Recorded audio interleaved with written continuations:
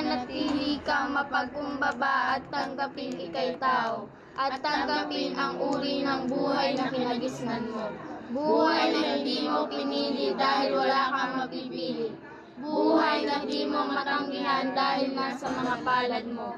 Ang pagsang-ayon, ang pagtungo at pagtanggap bilang bagong ama ng limang nakababat na kapatid.